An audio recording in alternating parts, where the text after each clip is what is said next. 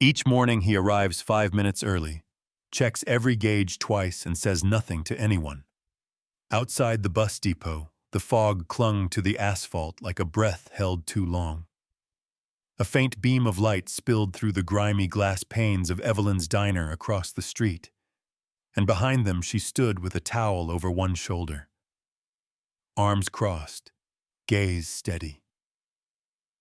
"He's here, always is," she murmured, though no one in the diner was listening. At Bay 3, Bus 7 sat waiting, steam curling from its exhaust. Ray Mallory approached like clockwork. Step-measured shoulders, square, jacket zipped just to the second button. He carried no bag, only a battered steel thermos in one hand and a thin clipboard tucked under the other arm. The boots he wore were heavy out of place with the dark gray transit uniform. He moved in rhythm, side mirror, wipe mirror, adjust windshield, check oil, pressure light, each step ritualistic. He never looked rushed, but he never stopped moving. Inside the depot lounge, Trevor Knoll leaned over the coffee pot, watching through the window. "Old man's already on it," he muttered to another driver. "Bet he sleeps in that bus." The other driver chuckled without enthusiasm. Trevor grinned. "Seriously, who wears boots like that? I swear he's got World War II. Solos who didn't hear it, or if he did, he didn't respond. He climbed aboard. Bus 7 settled into the seat, adjusted the steering wheel, exactly 2 notches, then turned the key. The engine rolled to life with a cough, then a steady hum. Golden oldies began playing softly over the AM station, followed by the weatherman's crisp drawl, cold front sitting over Escambia County highs, in the low 50s today. Expect holiday traffic by the weekend. Outside Evelyn's place, Mrs. Dolores Finch stepped carefully onto the curb with 2 brown paper bags. The Thanksgiving banners above the diner door swayed gently in the wind. Their red and orange lettering faded from seasons past. Inside, the smell of coffee and nutmeg clung to the air. She placed a folded dollar bill under the counter by the machine like she always did. "That's for him," she told Evelyn, who just nodded. Ray's route started in the warehouse district, empty sidewalks, shutters down, traffic lights, blinking yellow through the fog. As the sun inched upward, he passed familiar storefronts, the bait shop with its neon trout, the church with a sagging signboard. His fingers tapped the wheel at red lights, never impatient, only attuned. At the corner of Maple and Hill, he slowed before the stop. The hydraulics sighed as the door folded open. "Mrs. Finch climbed aboard with care, morning," she said, voice thin. One of the bags caught on the railing, tearing open as she stepped up. Apples tumbled, some bouncing down the steps. She gasped. Ray stood without a word. He pressed the brake, turned off the engine, and knelt beside the steps. One by one he gathered the apples. No fuss, no sigh, just slow and deliberate. He handed them back in a neat pile inside her bag, checked the tear with a glance, and returned to the seat. "Thank you." "Mr. Ray," she whispered. He didn't answer. The door hissed shut, and they rolled on. By 6:20, the bus had gathered its usual rhythm stops, every 8 blocks. Riders mostly silent, eyes on phones or staring out fogged windows. The last stop before the Naval Prep Facility was always quiet. Today it changed. Noah.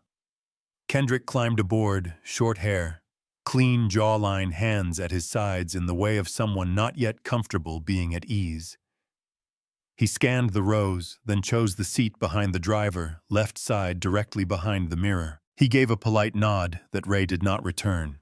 The drive continued uneventful on the surface, but Noah watched, not out of boredom, but focus. He tracked the way. Ray's hands gripped the wheel, strong but not rigid. He watched the constant flick of Ray's eyes in the mirrors, the slight lean before every turn. None of it was random. There was posture here, a kind of silent formation. When they rounded a tight bend near the train depot, The front right tire caught the lip of an uneven curb. Most drivers would correct with a hard brake or oversteer. Ray didn't. Instead, he subtly shifted his body. Spine straightened, left shoulder dipped, as if anticipating a recoil. Noah blinked. The rest of the ride passed in silence, but something had shifted. Not in the air, not among the passengers. In Noah, at the last stop, he waited as others filed out. Then Rose moved slowly to the front. He paused near the stairwell. His voice was quiet. "Thank you, sir." Ray didn't answer, but his eyes flicked up to the rearview mirror. Just for a moment, then back to the road ahead. Noah lingers as he exits. "Thank you, sir." Ray gives no response, but a quick glance in the mirror holds weight. The sleeve shifts only slightly, but what it reveals changes everything. Ray's footsteps echoed faintly along the depot platform, his boots clicking against damp concrete. 2 days had passed since the morning Noah Kendrick first boarded Bus 7, and something about that silence had clung to him, not cold, not dismissive, but heavy, in a way that suggested history. Noah had returned early, deliberately catching the same route. Today he sat 3 rows back, left side angled so the rising sun would wash across the driver's side with each eastbound turn. The depot's interior hummed with routine. The scent of overcooked bacon drifted from Evelyn's diner across the street, interlaced with the sweet acidity of old coffee. Inside, Mrs. Finch stirred her second cup with slow, practiced grace. The refill bell dinged behind her, followed by Evelyn's voice calling, "Coming right up." A Sinatra tune, barely more than a hum, played from the back kitchen radio, blurring with the clink of ceramic and chatter of regulars. Outside, the light had sharpened since dawn. The fog had lifted, replaced by a golden hue that painted the bus windows in hazy warmth. Ray, as always, arrived early. His movements were precise, deliberate, every step the same as 2 days before. He stepped aboard Bus 7 and sat with a grace that seemed routine to most, but Noah noticed the way his fingers checked the gear lever like a flight checklist as the bus rolled out. The heater gave its usual quiet tick, ticking along like a metronome. The route was familiar. Warehouses gave way to palm-lined streets, suburban sidewalks beginning to show life. A father walked his daughter to school, her pigtails bouncing with each step. Mailboxes leaned slightly forward, weather-worn and sun-bleached. The world seemed unchanged, but Noah was watching for a detail that didn't belong in plain sight. At Maple and Madison, a young woman with a stroller waved from the curb. Ray eased the brakes, opened the doors, and stood. Without a word, he extended a hand and helped her lift the stroller gently up the steps. His gestures were careful but efficient, guiding, not grabbing, and without the need for instruction. She smiled her thanks. Ray simply nodded and returned to his seat. The mother settled near the middle of the bus. Noah shifted slightly, his eyes following Ray's every move. Then it happened. A sharp curve into the main boulevard forced Ray to raise his left hand to adjust the sun visor. The golden morning light streamed across his arm, catching on skin, weathered and pale. For a split second, a mark surfaced, almost hidden beneath time and tan lines. Faded ink, barely visible unless you were looking for it. But Noah was looking there. It was the outline of an eagle wings, arched, wrapped around an anchor and a trident. The edges were worn like an old battlefield map. Noah's breath hitched. His mind flashed back a classroom, the sharp smell of rubber mats and brass polish. His instructor holding up a laminated image. "This," the man had said, "is not a tattoo, it's a life you survive. The trident isn't something you show off, it shows you." Noah blinked, trying not to stare. The bus rattled over a stretch of uneven pavement. The moment gone in a blink, but it had been real. The trident was there. This wasn't coincidence. It was confirmation, silent, just like the man who carried it. He didn't say anything for the next few minutes. He watched Ray shift lanes with fluid control, check his mirrors, with a rhythm almost musical. There was no tension, no display, just presence. At the next scheduled stop, 3 passengers stepped off. Noah waited until the door had folded shut. He leaned forward slightly, voice pitched low. "Sir? Were you in?" Ray didn't look back. He didn't even shift. But his voice came after a long, steady beat, as certain as the ticking heater, and just as quiet. "I was." Noah didn't say anything else. He sat back, letting the silence expand between them. It wasn't uncomfortable. It felt earned. That night, back in the barracks, Noah sat at the edge of his cot. The dorm buzzed with quiet chatter, the occasional clack of boot heels down the corridor. He opened the secure group thread reserved for SEAL hopefuls and veterans. After a pause, he typed, "Driver Route 7 Trident" on his arm. "Anyone know a Ray Mallory?" He hesitated a moment, then sent it. Reply appears. "He led Sable Gate, silent as hell. That's him." Some names aren't printed in history books. They're passed between generations in quiet tones. The wind swept low across Pensacola's main street before sunrise, tugging softly at the yellow ribbons taped to lampposts. Someone at the high school had added a new row overnight, fresh fabric, flapping beside faded strands left from the last deployment cycle. Outside Evelyn's diner, the glass windows glowed faintly, and inside she moved with steady grace, polishing an old tin can near the cash register. Its metal dulled by time, one side etched faintly with an M. Ray. Mallory pulled into the depot bay at 5:20 a.m. sharp, same boots, same jacket. He walked to bus 7 with a thermos in hand past Trevor Knoll, who stood with his phone pretending not to watch. "Still no words out of that guy." Trevor muttered to no one in particular. "He nods, sometimes," came a dry voice behind him. Trevor scoffed. "He's a machine." At 5:33, bus 7 pulled away.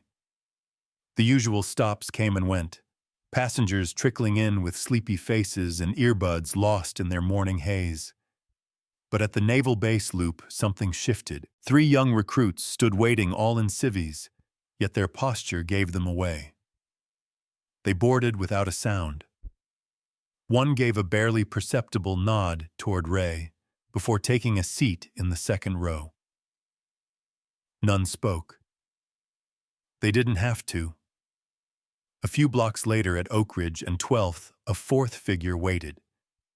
His dress blues were crisp, his posture unmistakably officer grade. As he stepped aboard, he paused by the fare box meeting. Ray's gaze levelly. "Permission to ride." Ray's eyes flicked up for half a second. He gave the briefest of nods. The officer moved quietly to the seat behind him. Cole. Adam Brenner didn't speak for a while. The bus rumbled through the city's quiet arteries. After a long turn, he leaned forward, voice low. "SEAL Team 6, Operation Sable Gate. Twice missing in action, always came back." He paused. "Bronze Star with Valor. That ring a bell, Mr. Mallory." Ray didn't flinch. His voice, when it came, was low and even. "That man's long gone." In the rearview mirror, Brenner's face softened. He sat back. Noah sat 4 seats back, spine straight, fingers clenched around his bag strap. He didn't speak, but he didn't look away either. The words meant something, the silence more. The rest of the ride passed in a hush. When the recruits disembarked, one of them hesitated at the steps, half raising a hand, then dropping it. Ray kept his gaze forward. Only as the last passenger stepped down did something change. Brenner reached into his coat and pulled out a small bronze coin. He walked to the front, placed it quietly on the dashboard near the mirror, and exited without another word.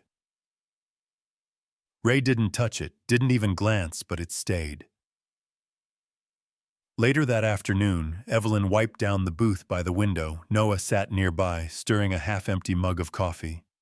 Outside, the wind carried dry leaves along the curb. Your bus driver friend Evelyn said, setting down a fresh refill, once carried my husband 2 miles through mud and shrapnel.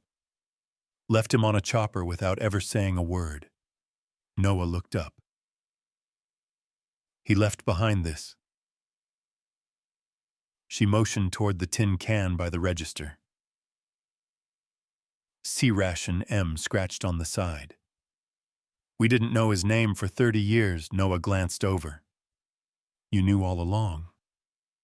Evelyn smiled gently. I knew he wouldn't want it, said aloud. Near the kitchen, 2 young recruits leaned over their pie plates, whispering. One tilted his head toward the front window, where the bus had just passed. That's him, right? The guy from Sable Gate. Evelyn dusted a picture frame on the wall. In it, a man in fatigues held her around the waist. Both of them laughing at something off camera. Beside the photo sat a worn envelope with only 3 words. Mallory, no return. The diner fell quiet again. The only sound, the swing of the kitchen door as the sun set. Noah sat alone in his bunk room. His phone vibrated a private message. You ride with a ghost kid. Respect that. Some people carry secrets the way others carry medals with quiet pride and deeper pain. The rain hadn't let up since midday, and now it tapped rhythmically on the diner's roof like a quiet metronome marking time. Outside, the pavement shimmered beneath streetlights, puddles glowing amber and gold. Inside Evelyn's place, the warm scent of cinnamon and brewed coffee hung heavy in the air, clinging to the booths and cracked tile floors. A hand-drawn turkey cutout taped to the window fluttered slightly each time the door opened. Noah. Kendrick stepped through. Brushing droplets from his sleeves, he paused a moment, eyes adjusting to the light, then moved to his usual seat near the window. The vinyl cushions squeaked softly under his weight. The jukebox in the corner crooned out. Moon River, its gentle hum blending with the low murmur of a few late diners. Across the counter, Evelyn Brooks moved like she always did, measured, precise. Her silver hair was pinned in a tight roll, her apron, neat hands steady even when wiping down already clean surfaces. She poured from a steaming pot and slid a mug across the counter without looking. He'll want the usual, she said, nodding to the back booth. There sat Ray Mallory alone, posture upright. Steam curled from his black coffee. He didn't speak, didn't look up, just sat with the quiet calm of a man who knew how not to be seen. Noah approached the counter slowly. Evelyn glanced up, reading something in his face, still chasing answers. She asked, pouring him a cup. I think I've stopped chasing, he replied, but I wouldn't mind understanding. Evelyn paused. Then she leaned slightly forward, wiping her hands on a cloth. You know what I told you before? He's always early. Noah nodded, same time every morning since '73. She added, some habits don't break, especially not the ones formed in war. From the booth behind them, Mrs. Finch sipped her tea with both hands wrapped around the cup. She said nothing, but her ears were tuned sharply toward the conversation. Noah hesitated. You knew him back then. Evelyn looked over at Ray, then back. Not by name. Not at first. She reached beneath the counter and drew out a worn tin box. Its hinges creaked faintly as it opened. Inside, nestled in a folded linen napkin, was an old dented C-Ration can. Faintly, you could still make out a scratched-in letter M. He left this after pulling my husband from a collapsed tunnel in Da Nang. No rank, no words, just this. Noah leaned in. He didn't want recognition then, still doesn't, she said. But I remember always have misses. Finch cleared her throat gently. He's helped me every Thursday with those cursed apples for 10 years now. Never once took a thank you. Silence fell over the table like a blanket. Outside, a car rolled through a puddle, scattering ripples up the glass. Ray sat motionless, but his cup was empty now. Evelyn stood and refilled it. No words spoken. From the far corner, a young girl with braids tugged at her mother's sleeve. Mama, can I have a napkin? Her mother handed one over absently. Noah watched as Ray, unprompted, reached for the napkin and with practiced hands folded it into a simple paper turkey. The girl stared, eyes wide. He placed it gently on her table, gave the faintest of nods, and returned to his seat. "Who teaches that anymore?" Evelyn murmured. The rain had slowed now, a mist dancing beneath the lampposts. Ray stood, adjusted his coat, and made his way to the door. As he passed the counter, he paused. Evelyn looked up, met his eyes. She didn't speak, just nodded once. He glanced back, just long enough for the light to catch in his eyes, then stepped out into the wet night. As Ray leaves the diner, he glances back. Evelyn nods once, tears glistening but unshed. When a folded flag appears behind the driver's seat, no one needs to ask what it means. On the first morning without Ray, the passengers of Route 7 boarded to find Trevor Knoll behind the wheel, his transit jacket zipped to the collar cap, slightly crooked. The engine hummed as usual, but something was missing. The turns were just a bit too sharp. The mirror checks too infrequent. A silence settled in the cabin, but not the familiar kind. This was the silence of a wrong note in an old song. Mrs. Finch held the overhead bar with one hand and her grocery bag with the other, her jaw set in tight lines. At her stop, Trevor jolted to a halt that sent an apple tumbling out. He didn't notice. "He doesn't stop properly," she muttered as she shuffled down the steps, "doesn't nod either." On the second day, passengers adjusted without speaking. Military recruits who usually sat stiff and attentive slouched a little more. A man in a ball cap lowered his volume on a podcast, but didn't remove his earbuds. The heater ticked at the same pace, but the bus felt colder. The third morning began with wind sliding between the buildings and leaves spinning like coins across the sidewalks. At the depot, Bus 7 sat quiet until at 5:25 a.m. Ray Mallory stepped aboard. No announcement. No fanfare. Same jacket. Same boots. But something was different. Just behind the driver's seat, mounted with simple care, sat a triangular glass case. Inside a folded American flag rested the blue field of stars, visible through the glass, tucked into crisp symmetry. Ray adjusted his seat, checked each mirror, turned the key. When the doors opened along the route, no one spoke. A teenage boy who usually boarded with earbuds paused before sitting, glancing at the flag. He removed his hood near the front. A middle-aged woman touched the seat beside her like it needed straightening. At Evelyn's diner, the smell of cinnamon wafted into the air as Noah stepped in, hands still in his pockets. On the counter sat a small pie tin covered with foil. A note taped to it read, "No sugar." Noah nodded to Evelyn. "Give it to him if you see him," she said. "He won't take it from me anymore." Later that afternoon, Noah walked the edge of the community park. The trees swayed above with bare branches, a chill tucked beneath the gray sky. Near the memorial gate, where a poster flapped gently in the wind, reading, "In honor of quiet service." Ray sat on a bench alone. His AM radio rested on his knee, dialed just slightly off station. Static crackled between bursts of piano, the announcer's voice soft and low, offering thanks to those who had served. Ray didn't look up as Noah approached, so he stayed a few paces back. A boy on a bicycle coasted up, tires crunching on fallen leaves.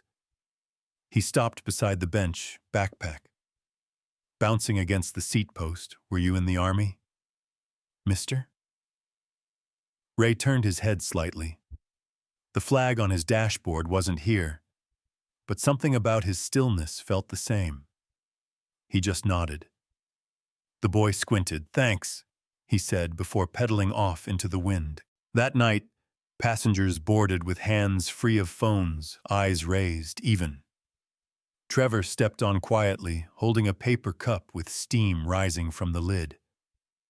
He didn't speak, just extended it forward, a fresh cup of black coffee, before stepping back off the bus. Ray held it for a moment, then set it on the small ledge next to the dash. The AM radio played a few bars of something orchestral before fading into the weather report. A few flakes of something. Maybe dust, maybe ash, drifted through the vent light. Ray glanced in the mirror. Everyone has their hats off and hands to their chests. His eyes blink once. There are goodbyes that echo louder in silence than any ceremony ever could. Thanksgiving morning arrived with a breath of frost and a sunlit stillness that pressed gently on the streets of Pensacola.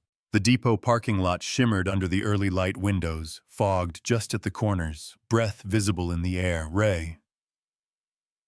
Mallory walked in alone as he always had, boots firm against pavement, hands tucked loosely into coat pockets, but something felt different.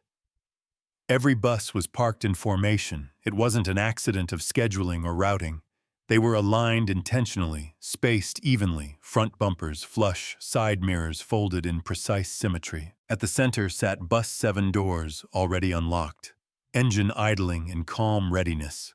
Ray paused. Inside the depot, a small group had gathered, civilians and military alike. Some wore denim jackets, others pressed cashua, and none were in uniform, but their bearing spoke clearly. Tut Cole Brenner stood near the entrance, hands clasped behind his back. He gave a slow, respectful nod as Ray passed Ray, boarded Bus 7 without a word. The cabin was full, every seat taken. Young, old, black, white faces he'd driven for years, and others brand new. Some he'd never seen outside their uniforms. Today, no one wore rank. But every back was straight, every gaze lifted. At the front, resting where the fare box once was, lay the challenge coin, unmoved, unspoken. The engine purred as Ray eased the bus into motion. It rolled smoother than ever, as if the road itself had been waiting for this ride. Along the route, bystanders stood quietly on porches and sidewalks. Some removed their hats. A boy handed out thank you cards near the elementary school, unsure who exactly he should give them to. An older man touched his chest and nodded as the bus passed. At each stop, the doors opened, no one left. At the final destination, the lot behind City Hall, where buses usually emptied for maintenance, not a single passenger moved. Ray sat still for a moment, watching the sunlight catch the edge of the coin. Then he rose. Without a glance back, he stepped off the bus. Outside, the passengers followed. They didn't crowd or rush. Instead, they formed two silent lines on either side of the pavement, standing at even intervals. No one spoke. No one saluted, but every spine held tall. A living corridor of respect. Ray walked through them as he had walked through every moment of his service, head, steady gaze forward. Just past the edge of the line stood Noah Kendrick, dressed in jeans and a faded jacket. He leaned against a navy blue pickup truck, hands in his pockets, jaw tight. Evelyn Brooks watched from across the street behind the glass of her diner. Her hand rested gently on a photo frame just inside the window. Her husband's smile forever paused in black and white. Ray reached the truck, stopped beside the open door. Noah looked at him and said, "Need a ride, Commander." Ray paused. "Appreciate it, Lieutenant."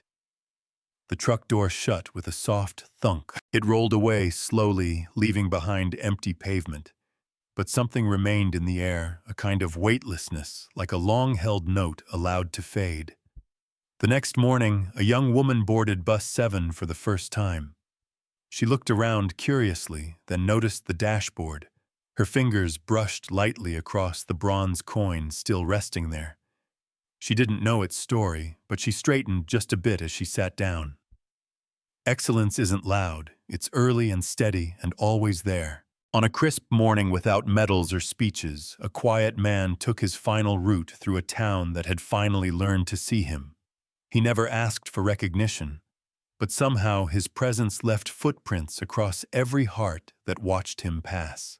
In a world often quick to judge, Ray, Mallory reminded us that true character is found in how we show up day after day without applause, like a porch light glowing long after dusk. Kindness doesn't need an audience to shine. If this story touched something in you, maybe today's the day to notice the quiet ones riding beside you.